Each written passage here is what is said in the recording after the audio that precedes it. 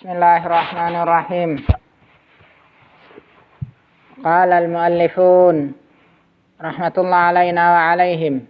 Berkata para penulis, semoga rahmat Allah untuk kita dan untuk mereka. Fi bayani qaulillahi ta'ala, dalam menerangkan perkataan Allah Ta'ala, ya ayyuhalladzina amanu, wahai orang-orang beriman, ati'ullaha, taatilah oleh kalian Allah, wa ati'ur rasulah, dan taatilah oleh kalian ar-rasul, wa ulil amri minkum, dan ulil amri di antara kalian. Sebelum kita lanjutkan penafsiran mereka, kita perhatikan baik-baik ayat ini. Perintah berulang di sini. Ati'ullaha wa ati'ur rasul. Taatilah Allah dan taatilah Rasul. Wa ulil amri, dan ulil amri minkum di antara kalian. Penyebutan ulil amri tanpa ada perintah ati'u, tapi hanya mencukupkan dengan wawu ataf, mengikuti sebelumnya, menunjukkan bahwasanya mentaati ulil amr itu pada perkara yang ma'ruf, pada perkara ketaatan kepada Allah dan Rasulnya, pada perkara yang baik, minimalnya perkara mubah. Adapun pada perkara haram, pada perkara kemungkaran, maka tidak boleh taat. Karena Nabi alaihi salatu wassalam telah terangkan, la ta'ata li makhluqin fi ma'siyatil khaliq. Tidak ada ketaatan kepada makhluk dalam bermaksiat kepada al-khaliq. Siapapun makhluk itu, selain para rasul dan selain para nabi, karena hanya mereka yang dijaga oleh Allah Subhanahu wa taala dari dosa-dosa besar. Adapun selain para rasul, selain para nabi, baik itu ulil amri, yaitu umara, para penguasa muslim, maka mentaati mereka itu bukan mutlak. Harus mentaati mereka pada kebaikan, ya minimalnya kita sebutkan pada perkara yang mubah. Adapun pada perkara yang haram, perkara mungkar, maka tidak boleh taati. Nah, kemudian penyebutan ulil amri yang dimaksud di sini adalah penguasa muslim, penguasa yang muslim. Ketika dia muslim, berada di negeri manapun, tatkala dia memegang urusan kaum muslimin, maka ditaati. Bagaimana dengan negeri kita yang hukumnya jelas-jelas tidak sesuai dengan Al-Quran dan As-Sunnah? Ya, kalau didapati ada walil amr yang dia menjalankan urusan kaum muslimin sesuai dengan syariat Allah Subhanahu wa taala, maka dia pantas disebut walil amr. Yang dia bukan orang musyrik, bukan orang kafir.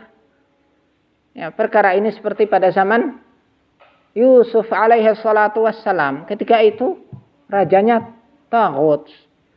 Negaranya negara diatur dengan undang-undang yang menyisihi undang-undang Allah Subhanahu wa taala. Namun karena rajanya memberi keluasan kepada Yusuf alaihi salatu wassalam, artinya Yusuf bebas melaksanakan, mengurusi urusannya pada kementeriannya, pada urusan yang diserahkan kepadanya, ya, maka ditaati. Oleh karena itu Israel ayahnya, Yakub bersama saudara-saudaranya, saudara-saudara Yusuf, mereka datang langsung memberikan penghormatan yang syariat ketika itu, yaitu sujud kepada Yusuf sebagai penta'wilan, pembuktian dari mimpi Yusuf alaihi salatu wassalam, inni ra'aitu ahada asyara kawkaba wasyamsa wal qamara ra'aituhum li sajidin. aku melihat 11 bintang, matahari dan bulan sujud kepadaku. Karena ucapan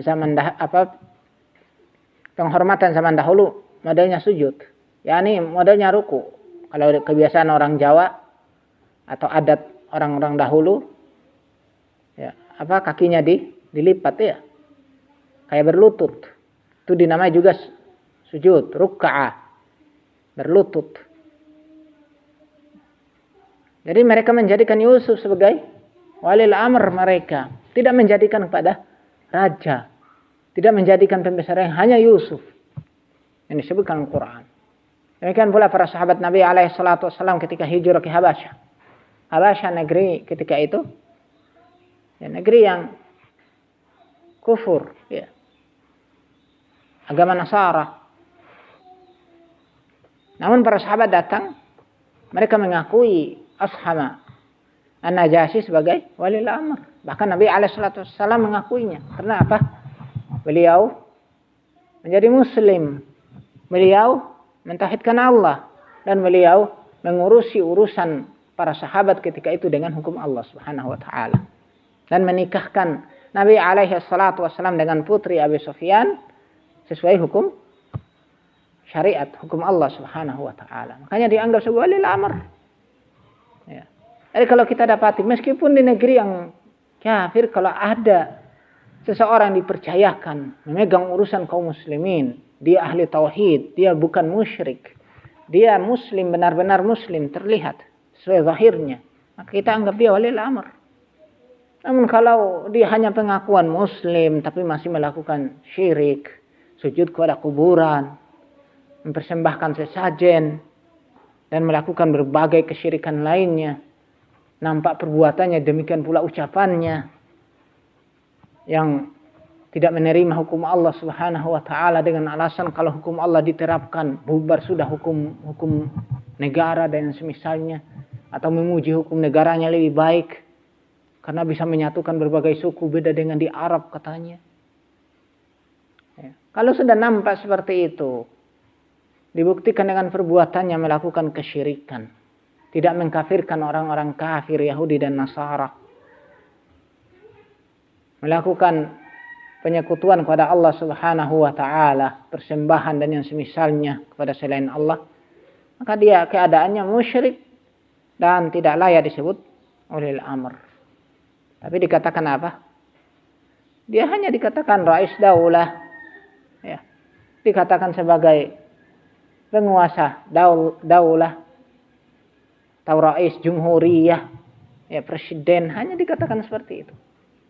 Tidak layak dinamai ulil amr. Demikian pula penamaan sultan, tidak pantas. Itu yang benarnya.